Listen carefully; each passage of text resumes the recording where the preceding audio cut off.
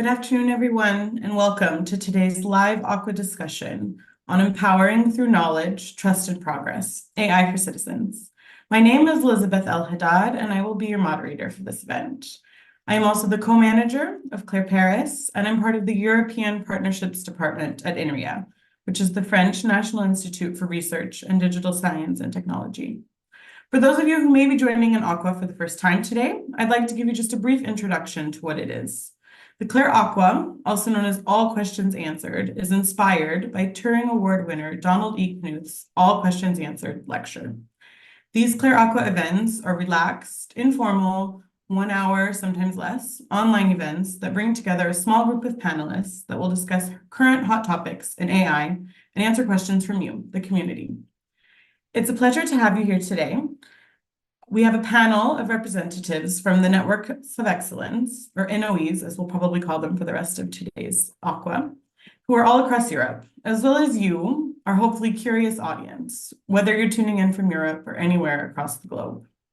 If today is also the first time you're hearing about the Networks of Excellence, or NoEs, these are European research and innovation projects that have been funded under framework programs such as Horizon 2020 or Horizon Europe. What started with 4 projects about 4 years ago has expanded into 9 projects today, and we have the pleasure of hearing from 3 of them at our AQuA. The NoEs aim to provide a framework to advance research and development in the areas of AI, data, and robotics, as well as their translation to real-world impact in these different domains. During our time together today for this AQuA, we'll delve into some concrete examples of applications and actions that the European NoEs have been developing over the past 4 years, and with a special focus on benefits that are brought to citizens and to the general public. We want this session to be interactive, so please we ask you, our live audience, whether you're on Zoom or using YouTube, to take part. What are you curious about? Ask us any question and we'll answer it. Be sure to use the live chat function on YouTube to get to us. To get started, I would now like to ask our 4 panelists to turn on their videos and their microphones, and we'll have a very brief round of introductions. They'll tell you who they are, what organization they represent, what NoE they're representing today, and of course, why they're here and what they hope to get out of it. So, in no particular order, Paul Lukovic, please get started. Hello, my name is Paul Lukovic. I'm professor of AI at the University of Kaiserslautern and scientific director at the German Research Center for Artificial Intelligence, DFKI, the German acronym. I'm the coordinator of the Humane AI Net project, which is one of the NoEs, which is dedicated to, let's say, the interaction between humans and AI. So our motto is to build AI that does not necessarily try to replicate human, certainly does not try to replace humans, but rather tries to empower humans and enhance human capabilities to allow humans to achieve what they want to achieve, to allow people to do things they may not be able to do with AI assistance, and to make in general their lives easier. The special thing about Humane AI Net is that it is a network that is not solely focused on AI, but combines AI expertise with expertise in human-computer interaction, social sciences, complexity science, and, for example, also psychology. Thank you, Paul. Welcome. Danai Tabaraki, please go ahead. Hi, everyone. I'm Danai Taburaki. I work as a project manager in ATC. ATC is a Greek-based software development company.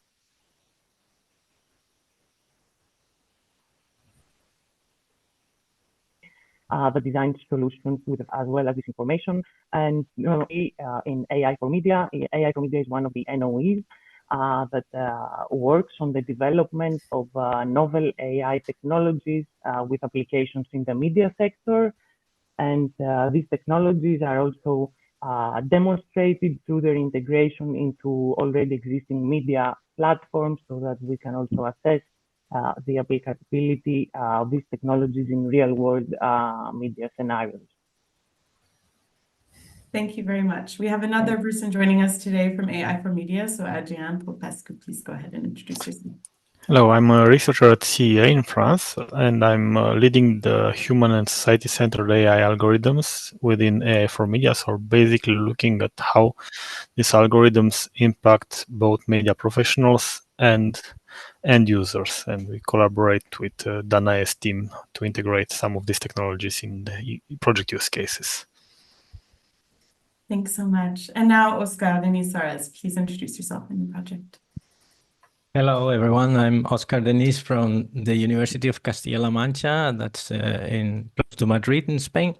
I'm a professor and I lead the computer vision lab there. I'm here representing the DAH NoE. It's a network of excellence on edge artificial intelligence, where we explore artificial intelligence both from a theoretical point of view and also in different use cases. One of them is the smart city use case, and especially the all implementations related to what we know as edge AI. So implementations that are close to people, I would say, in the city, widespread, etc. Perfect. Thank you so much. So for our first round of questions, I wanted to ask the representatives of our two projects that will be finishing soon. So as you mentioned, these NoEs have existed for about 4 years now, some of which are actually completing very, very soon at the end of this month in 3 days' time. And then some of them have only been running for about a year or so and will be continuing for the foreseeable future. So to look back and reflect a little bit on these projects that will be finishing soon, I'd like to ask both AI for Media and Humane AINet to share a little bit with us what you consider to be your success stories. What are your concrete examples of ways that your projects and the outcome and the results that you've achieved have had a positive impact on European citizen lives? So let's start with AI for Media, and maybe Danae, would you like to go first?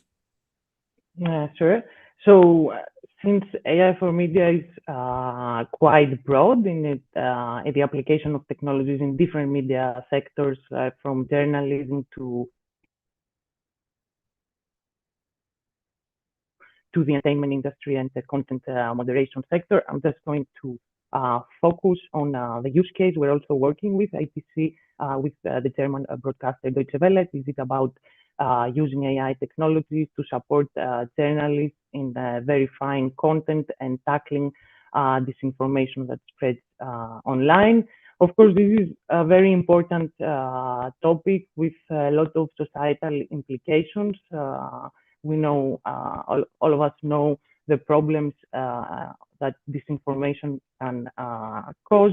So by designing AI technologies that can be used by journalists to support them in this work, this has a great impact on the society, since disinformation is quite a societal problem. And by giving to journalists the tools to do this work as efficient as possible, this way we can increase trust in the media, in journalism, and also ensure that we have information integrity across social media. So I think this work, although it doesn't, the end users, as I say, are journalists and media professionals, it directly affects the society as a whole.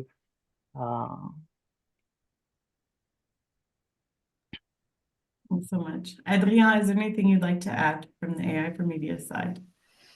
Yeah, so as Danae said, we are mainly looking at use cases designed for journalists, but these technologies are quite easily, can quite easily be packaged for the citizens. So for instance, we looked at the comprehensive analysis of news pieces, of multimedia content, and we can basically give feedback about the orientation of the articles, about whether it's likely to be synthetic content or real or actual content produced by humans, and so on and so on. So this kind of tools can also be used by citizens directly, although it's not the direct purpose of AI for Media. And perhaps to add here to what Adrian is saying, one other aspect of the work in AI for Media is looking at trustworthy AI aspects. So in our case, from an end user perspective, we try to enhance understandability in the decisions of the AI system, and hence enhance transparency for the end users, with the purpose of making these technologies more trustable and increasing user adoption, because there is also resistance. Understood. That resistance, I think we'll get into a little bit later in our conversation as well. So Paul, I'd like to ask you the same question for Humane AI Net. Yeah, so first of all, I think it's important to point out that the networks are research projects, right? We're dedicated to actually advancing European science capabilities with respect to AI. So in the area of research, our focus has been on developing a systematic understanding of what does it mean for human AIs to collaborate. And especially the point is, it's very clear quite often what we would like AI to be, right? What people have at least the intuitive feeling, where they're comfortable, they want to trust AI, they want to rely on it. But what is much less clear, or has been for a long time, was how does it translate into specific technical questions and solutions that you actually need to implement for those things to not just remain a wish list, but be something that we can deliver as European AI. And the same translates into a set of requirements that are very important in Europe, which are things like ethical requirements, legal requirements. And again, many of those comes from like a wish list on a political level, but they have to be translated into practicable solutions. So a lot of our research has been devoted to this area. As one of the practical, concrete products that the project delivers is, for example, a toolbox for benchmarking human AI system with respect to the usability to humans. Right, the problem that you get, a lot of the benchmarking and assessments of AI systems devoted to some abstract measures such as the recognition accuracy or some sort of other performance metrics, but not how beneficial, how humans receive them. So there's a big part of work. We delivered a whole set of tools and benchmarks for doing that. The same is true. We delivered what we call like a cockpit solution for assessing risk and ethical and legal aspects of AI. So in addition to those, let's say, fundamental research tools on which people can build to do European AI, we have had small, what we call micro projects, where we try to develop practical solutions. One good example of such a solution we implemented together with a hospital here in Germany was a virtual reality tool, augmented reality tool that was used by real surgeons in real operations to help especially guide young surgeons to avoid mistakes and to learn better. So it's a very practical thing that can reduce healthcare costs. We have put a very strong effort on harnessing this rapid development in generative AI, right? When the project started, Gen AI was not really a relevant topic. So for example, together with social scientists, we have developed tools, a chatbot like Gen AI tool to help potential migrants assess, let's say, navigate the formal process of applying for certain status, which means that not only it helps them, but actually it helps unclog the system, which is a huge problem because the applications and the discussions that they have with the official sites now, they're much more efficient and it's much more structured. So that's a good example how actually AI helps people achieve something they would not necessarily be able to achieve otherwise. That's great, Paul. Thanks so much. All right, Oscar, a similar question for you, but perhaps as you're just under a year, right at a year of the project having launched, have you already been able to verify some of your applications that might have a citizen component that's a part of it? And if so, how did it go? Otherwise, what do you anticipate will happen in the course of your work over the next few years? And if you expect any surprises or ruptures in the system? We're still very early into the project. It's roughly 1 year. As I said before, we have it's a large project, so we are going to explore both the theoretical side, algorithms, novel ideas, and also practical implementations. We have 3 use case scenarios. All are related to edge artificial intelligence. One of them is what we call the ultimate edge environment, which is a space like in artificial intelligence in satellites. So that's the ultimate edge. But then we have the other two use cases are related to smart cities. One of them is maybe we can call it monitoring a city with mainly computer vision, but other modalities too. And then we have what we call drone-assisted warehouse inspection and monitoring. So those are 2 related.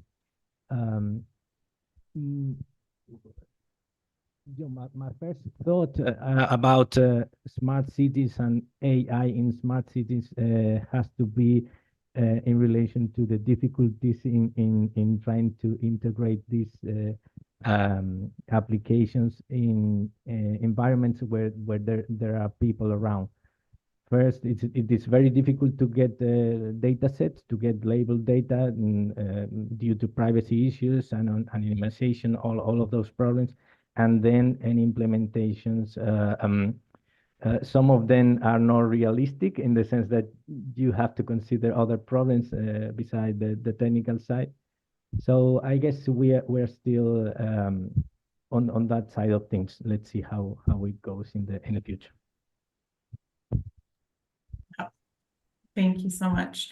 Maybe as a follow-up question to you within this first year of your project, have you already had some conversations or feedback from citizens or society at large through, I don't know, different listening exercises or surveys that you've received that will make an impact or have changed something in your project planning? I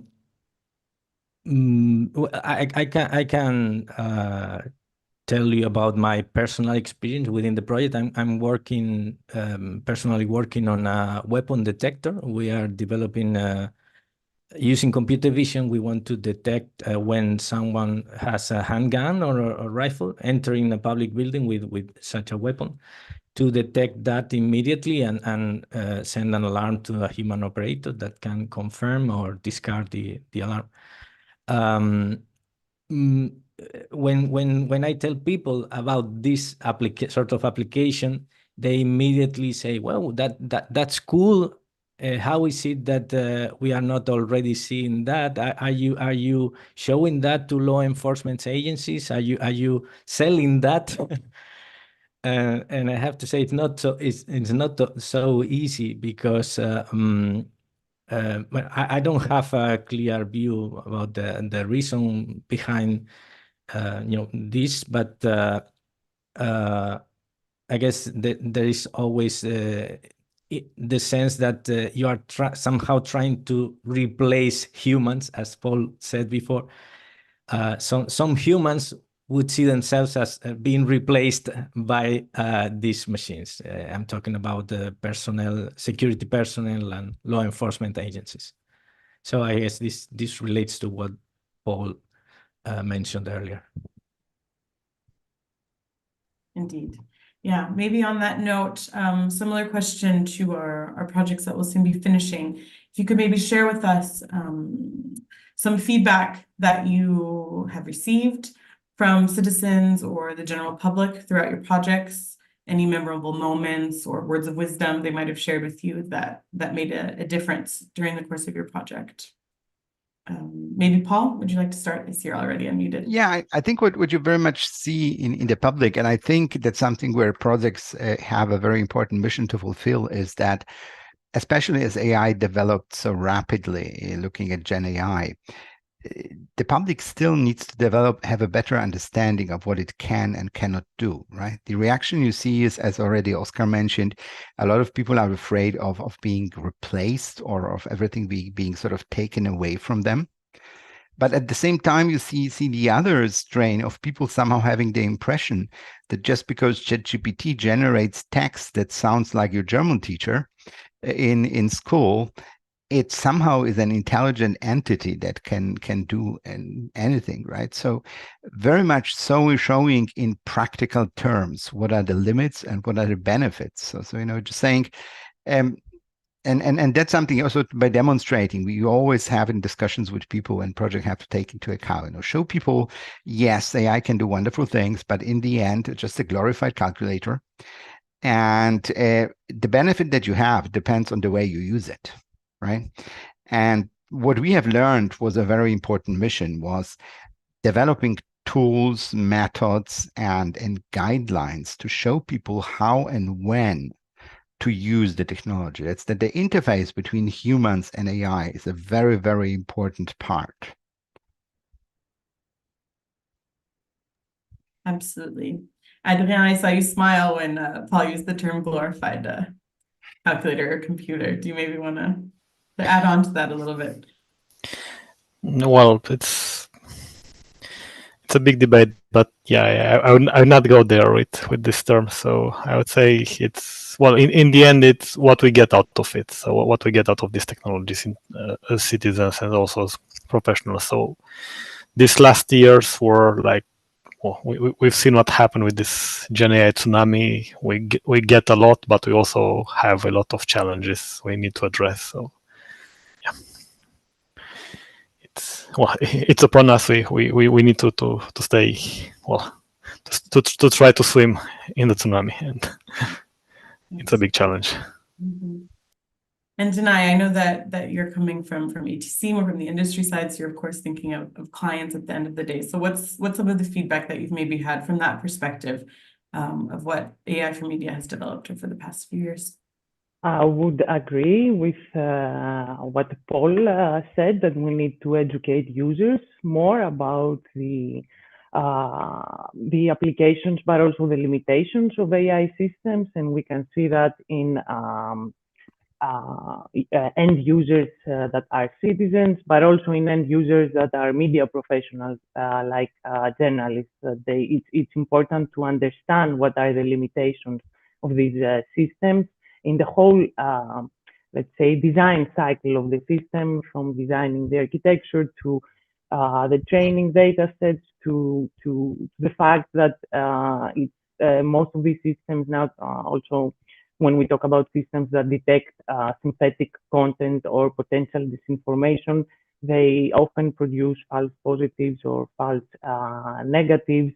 And this is currently an inherent limitation that everyone needs to understand in order to be able to correctly assess not only the decision of the AI system, but how someone will use this result and included in their own work. And especially when we talk about decisions that are quite important in the case of journalism, like editorial decisions about whether this content should be labeled as disinformation or not, and then being able to justify these decisions. So we need a lot of more of education of what AI can do and how it is to be used to also combat different misconceptions that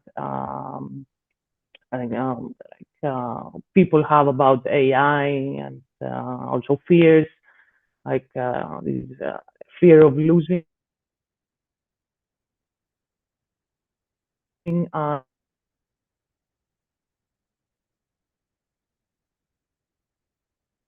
job is a very the fear that adoption of AI technology. So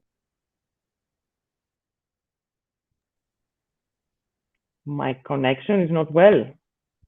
No, it's okay. We got most of it. I'd say about Okay. 80%. So thank you very much. All right. So before we move away from the NoEs and your projects and kind of specific questions about the results you've had or what you're expecting in the future, is there anything else you'd like to add about how it relates to citizens and society at large? Otherwise, I want to move into a more general discussion about AI and the public. So I'll give you just a second. If I see you unmute, I'll leave the floor to you. Otherwise, I'll move on. Wonderful. Okay. So Paul, I'd like to ask you, in general, we mentioned already about how it's important for the general public to understand what they're using, what the constraints are, and what they can get out of it. So what resources or tools would you recommend to just, a normal student, normal 20-something that wants to learn more or use AI in their daily work? And similarly, how can we identify reliability levels today when we're using an AI system? So I think it very, very much depends on what the background is like. If first of all, if you are just somebody who has not a student of I don't know, natural sciences or computer science, but let's say a normal citizens that has little to do in or little background in technology and computer science, then probably this new emerging Gen AI technology, chatbots and different tools are the interface that people are very likely to be using. And I think it's right they're using them. But I think the main thing to say there is that these people have to understand what they are using, right? What are using those tools actually, I like to say a bit provocatively, they do not know anything, they do not understand anything.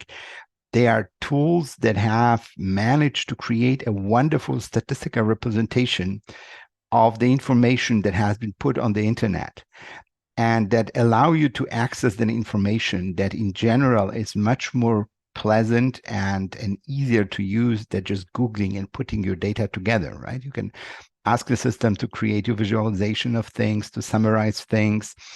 Especially when it comes to text, those things are excellent text processing engines, right? So I remember a long time ago when my wife started her law practice, she was trying to use it as first dictation systems as a young lawyer who couldn't afford a secretary.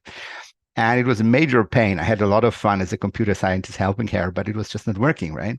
And now you can just take a thing, dictate something, it will write you a letter.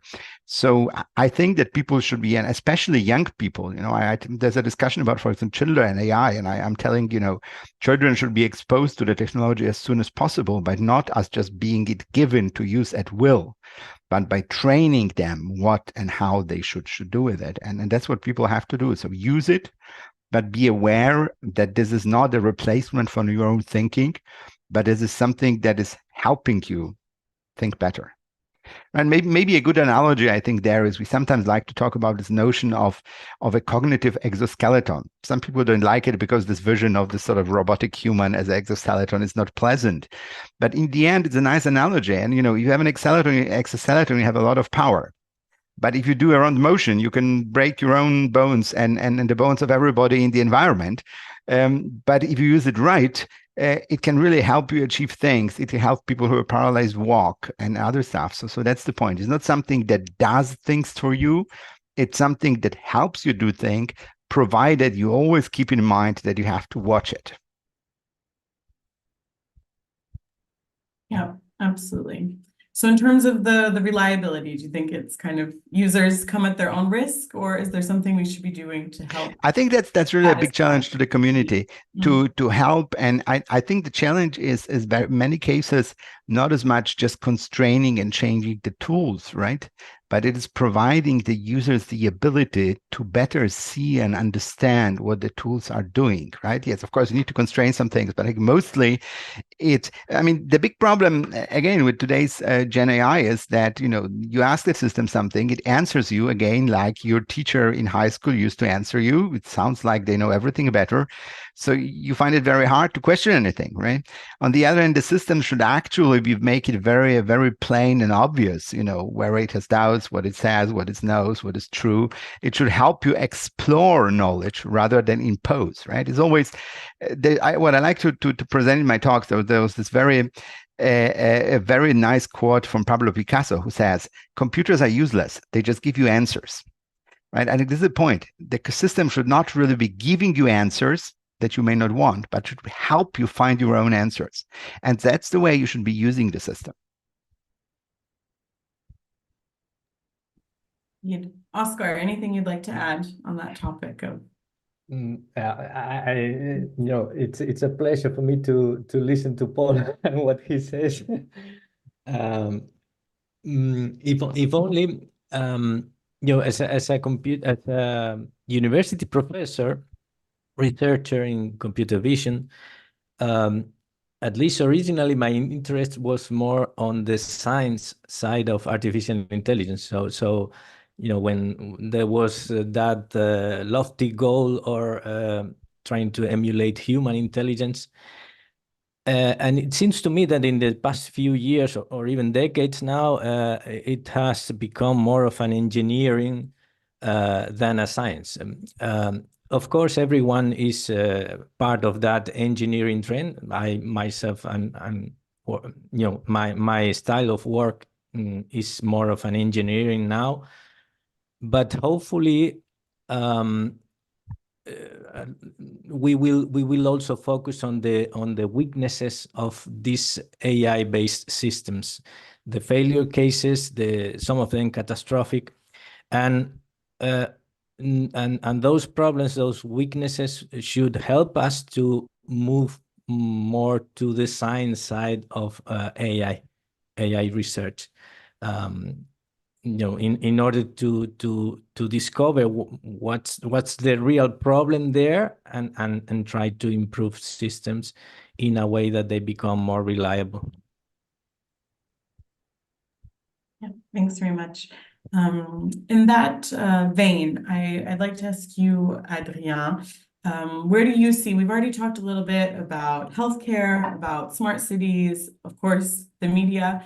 What areas do you see, what domains do you see where AI has the opportunity to help citizens in the foreseeable future? So there's obviously things that are already happening, and then there's maybe areas that need to be investigated or should be investigated further. It's probably the same areas in which AI will harm citizens, I would say. So it's a matter of how you turn these technologies. So is that like towards the citizens or against them? So one area I explored a bit with our team at CEA is about giving citizens feedback about what, let's say, web platforms can get as insights from their information shared online. And there we basically use, let's say, simplified versions of the technologies available to GAFAMs, and say, okay, if you upload these pictures in, it can be used in this and this situation, such as, I know, searching for an apartment, searching for a bank loan, or so on, against you or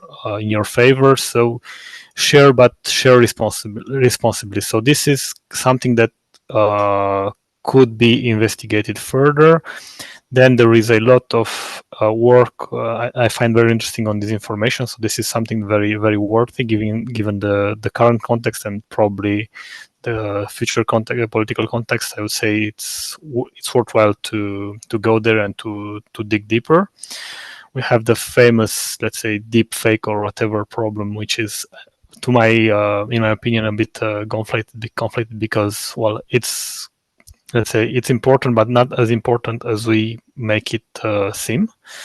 So we should, well, pursue investigation there, maybe devote a bit more effort to other topics instead of that. I know, maybe Dana, in terms of media professional applications, what do you think?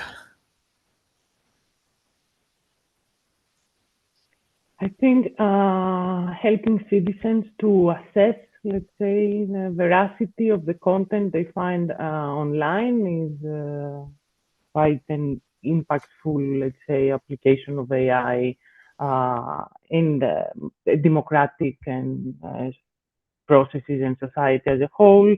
Also, this is there also now there we are developing, let's say, AI assistants and chatbots that try to go beyond, let's say, the mere technical level of detecting if something is synthetic or it's fake, to trying to guide citizens into improving their critical thinking skills and giving them directions as to what information, what tools, what sources they can consult to find themselves into a judgment, and also to, let's say, train them, educate them on detecting logical fallacies, for example, that are in many cases very much present in disinformation narratives. So also trying, let's say, to tackle this problem from a more societal perspective by improving critical thinking skills and access to information that can really support citizens in this process.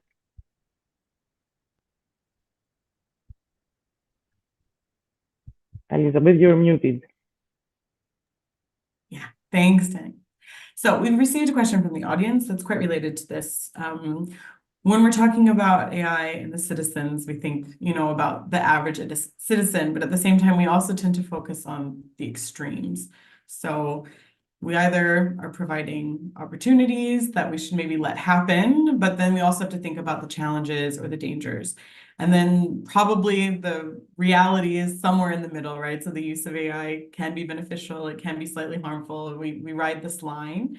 But then these extremes are quite interesting to discuss. So have you found within the research that you've been doing over the past few years, this to be the case, that we need to be focusing more on, the middle line and the average citizen and what the average person is going to experience? Or do we really need to be focusing on these extremes and really thinking about the potential benefits that might be really, really exponentially helpful for society, or these problems that could really, really harm citizens or vulnerable populations that might come in contact with them? Or do you think people overall are smart and they'll get a balanced view eventually? So maybe to answer it, I think it's actually a very good point, right? Because those extreme cases are the one that very often are generate publicity and move people.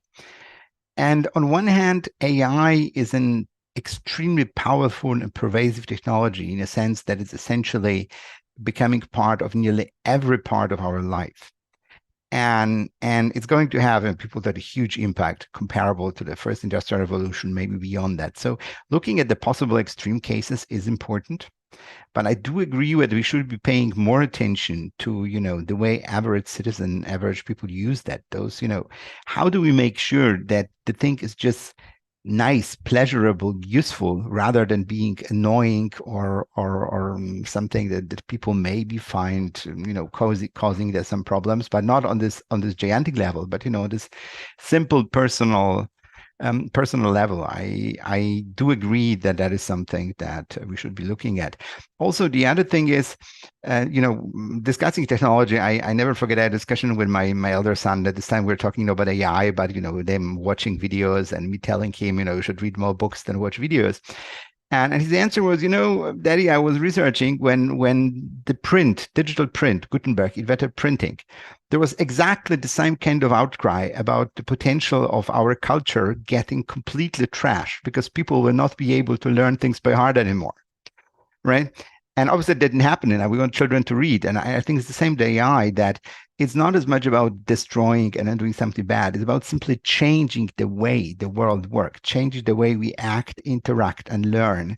And I think our influence should be on trying to, let's say, mediate and steer this change in a direction that will be good to everyone, rather than looking at these red lines, this is no, this must be. And it's more like a moderation than really, let's say, control. Yeah. Oscar, do you have anything you'd like to add to that? Well, not really. No worries. Adrien or Denai? Yeah, so about this, let's say, extreme cases, it's also a matter of, let's say, societal impact, because it's one thing to explore things that matter a lot for a lot of people, and it's like much less important to go like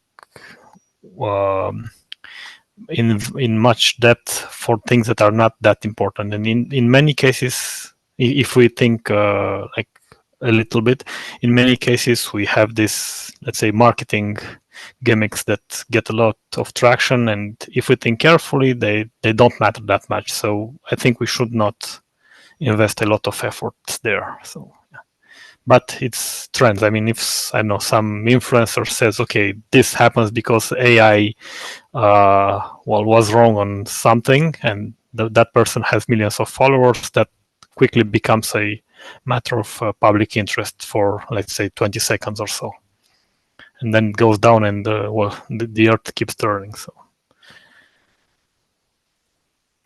yeah. Then maybe for you on this topic, what do you see as kind of the main obstacles for uptake of different AI solutions? Do you see obstacles that might be standing in the way of this broad uptake by citizens, or do you think we're already well on our way, it's going to happen, and 3-5 years from now, everyone's going to be using these different applications every day? I think it's going to happen, yes, in the near future. I don't know how near in general, but also like technology advances pretty quickly, and before we know it, as we say, AI will be everywhere. But of course, there are certain factors that can, let's say, delay or hinder adoption. For example, mistrust, the black box problem, as we call it, where we cannot In many cases, even the AI scientists that develop the models, they cannot explain the decisions of the model. So these are some quite important issues that if we don't find a way to efficiently address, then they might hinder adoption, or they might create a lot of negative feelings around AI, misconceptions and fears. So although I think it's going to happen, it's going to come, it's going to be, let's say, a top up adoption coming from the technology sector and the big technology companies. I think it's important to try to incorporate, let's say, also bottom-up approaches to this by including citizen-related groups and initiatives in these discussions on how we shape AI systems, and like also the ethical implications that arise, that there are a lot of ethical considerations when it comes to AI concerning responsibility, agency, who has control, who has the liability, and so on. So these are important things that need to be discussed, and if they're not discussed, then it should have, I think, a negative impact on how much society will benefit from AI. And maybe to you, Paul, do you see, we're talking again about society at large, the general public, whether or not we keep kind of towards the middle or we look at these extremes. Do you see, we talked a little bit about young people earlier, and there's people that are in the middle of their careers, kind of in this middle age. And then there's obviously, we've got our grandparents that don't ever even turn on a computer. So how could they, figure out what AI means and how it could interact in their daily lives? So do we see this as an opportunity, as a disadvantage? Is there possible inequalities that could be created based on how people choose to use it in the near future? Or is it completely blown out of proportion and we all need to calm down a little bit? Well, actually, I think that first of all, you talk about barriers and to the use of AI. And I think what people don't realize is that AI is already being used in so many places, right? We wouldn't be having a Zoom call with AI doing a lot of fine-tuning of voice and video transmission in the background. No motor car or electric car or grid would function without AI, right? So people often talk about the spectacular AI application and things like chatbots. The other thing I believe that actually AI in many ways, especially as it's become available now, it's something that creates more equal opportunities in many cases, right? I mean, a lot of, if you think of functions that you had in terms of editing, for example, text, creating video materials, was something that, was available to large organizations always, right? Like a big political party, a big newspaper always had these possibilities. Now you can have somebody essentially in his living room with a computer create things that are comparable, right? That have a comparable appeal. It has its problems, maybe. Talking about elderly people, if you look at elderly people, it's actually for them, AI tends to again be an equalizer. I look, very often look in my own area, like look at my parents, right? So, for example, my father, who is nearly 90, is using WhatsApp because it connects him to his children. And because typing and searching on the web is difficult, his favorite function is the Google microphone search button, right? Because while he may not be able to do manual searches for many reasons, from mechanical use of your hands to actually the ability to understand, but pressing a button and saying something that Google will then find, or AI will find, actually gives people access. So it has potential to be extremely more inclusive. Things about self-driving cars potentially. How many elderly citizens, how many people cannot drive? And that could give mobility to people. Again, my father had to sell his car and stop driving some time ago. It's a big hit to his autonomy, right? He really suffered because of that, but it had to be because it's becoming as a very often dangerous. So I really think that you have to look there at inclusiveness and opportunity, which can be enhanced.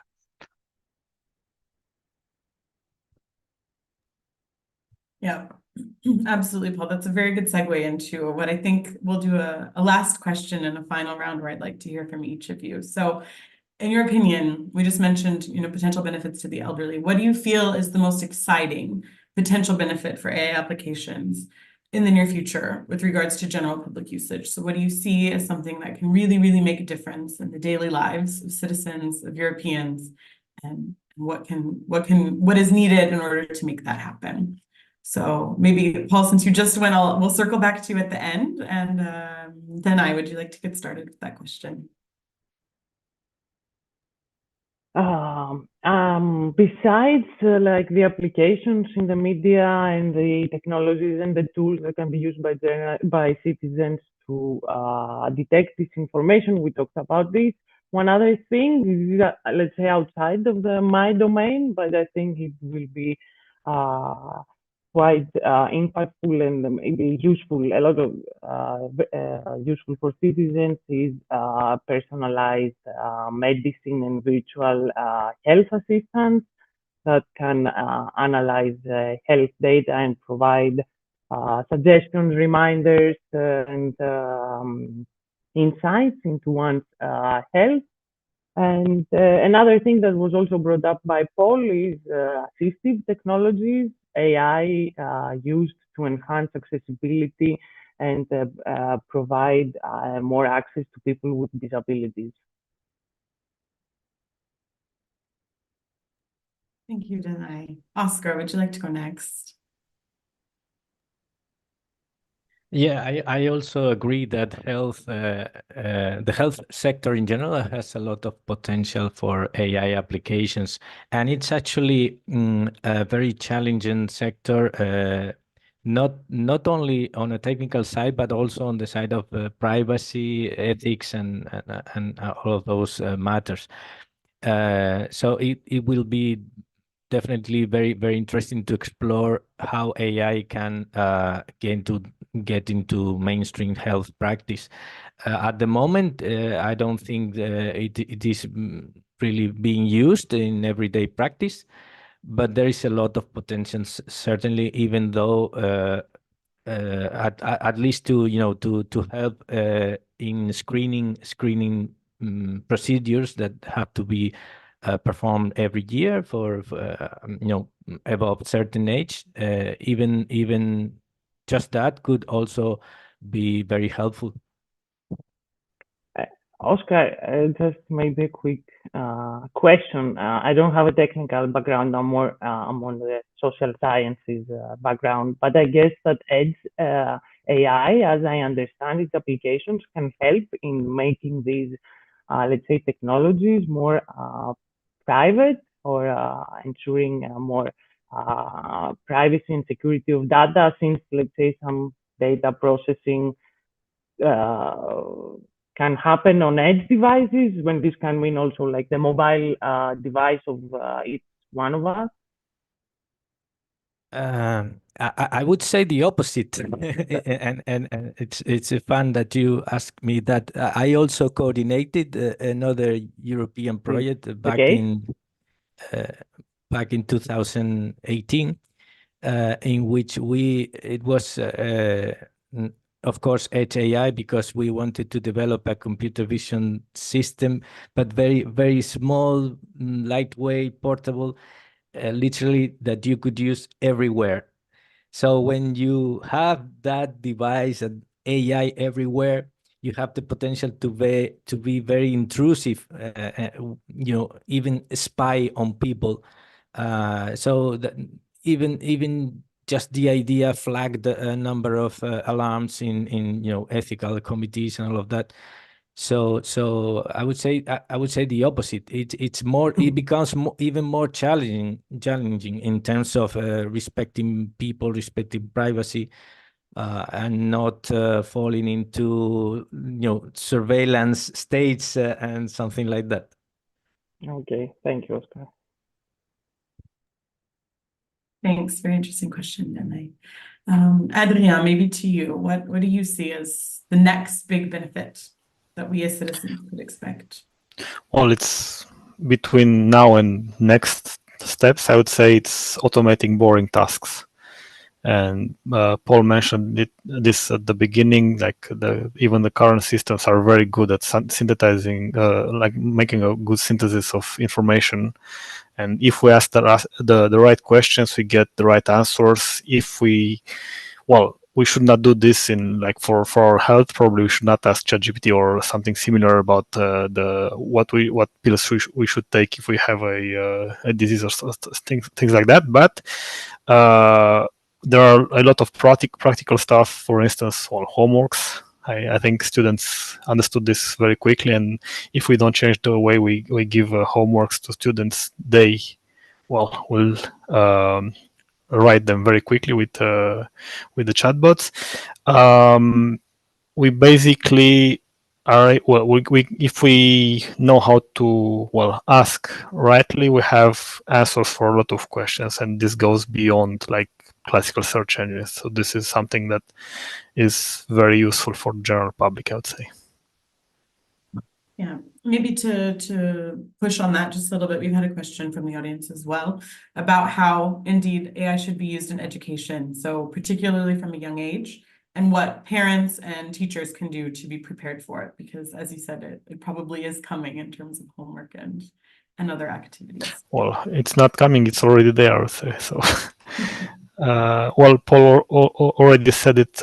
We should, for kids, we should be behind, not behind, but beside them, and teach them how to use this responsibly. So teach them about risks and opportunities, and give them examples, I think, when we can. And if we do that, I'm pretty confident that we'll put these tools to a good use for them, or they will put them to a good use. Indeed. All right, Paul, you already gave an excellent example of how AI can help the elderly, but maybe you've thought of another one as you've been going through the round. Just wanted first maybe to comment a bit on this education thing, but it's important. Sure. And I was once in a panel on education, and then somebody said a very clever thing. And they said, when we do exams now, we don't prohibit students from using AI. On the contrary, actually, using Gen AI and chatbots for the solution of your task is a requirement.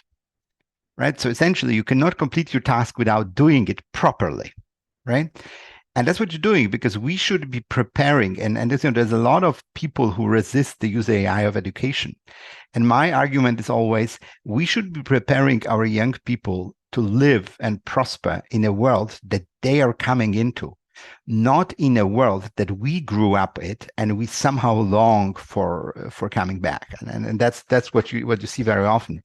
And coming back on when AI will make impact, so I agree with most of what has been said. Let me put a different angle. I think what current revolution with Gen AI is actually doing is something that has less to do with real intelligence, but has to do with the ability of AI system to more or less reasonably deal with the complexity of the real world.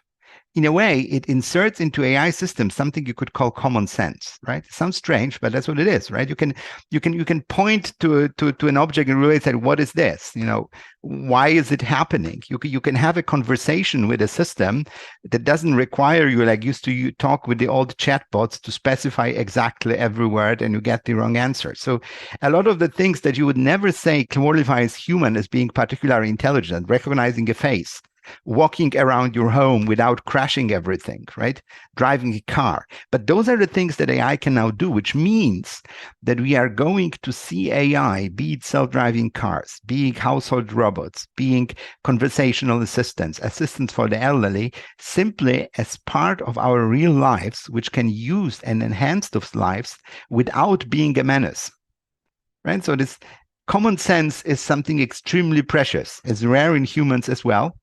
But now a bit of it goes into AI, and that is really going to allow AI to do everyday things. And just think about once we have self-driving cars, how that will change everything. Imagine household robots. There's so many things. So I think this ability of the systems to not be ridiculous when dealing with the real world, but be more or less reasonable in the real world. That is the real thing we're seeing now. Thank you, Paul. Adrian, please. Yes, well, I wanted just to add that unfortunately we are also pushing common nonsense into this system. Yes. So the border between common sense and common nonsense is slim. Yeah, because basically the same technologies used for autonomous vehicles are used also for autonomous guns and stuff like that. So yeah, it's not that much different. Not yet a perfect world, indeed. Yeah. Okay, well, I think that we're coming to the end of our hour together, and I'd like to thank the four of you with from the bottom of my heart for taking the time today to join us and to have this conversation. Congratulations to those of you who are reaching the very end of your projects, and the best of luck to you, Oscar, in the future for your future endeavors and the next few years of DAI Edge. Thank you to the audience for joining us today. And if you see this in a few months' time, thank you for clicking on the YouTube and watching the video as well. Let's keep the conversation going. So if you are joining Clear Aqua for the first time and you'd like to watch some more, you can of course click through the playlist here at the bottom of our YouTube channel. And please do also feel free to reach out to us here at Claire if your organization would be interested in taking part in one of these conversations, or you have a topic you'd like to suggest for a future Aqua. So on that, I guess we say thank you and goodbye, and we'll see you soon. Take care. Thank you, Elizabeth. Thank you, Bye-bye. everyone. Thank you. Bye-bye. Bye.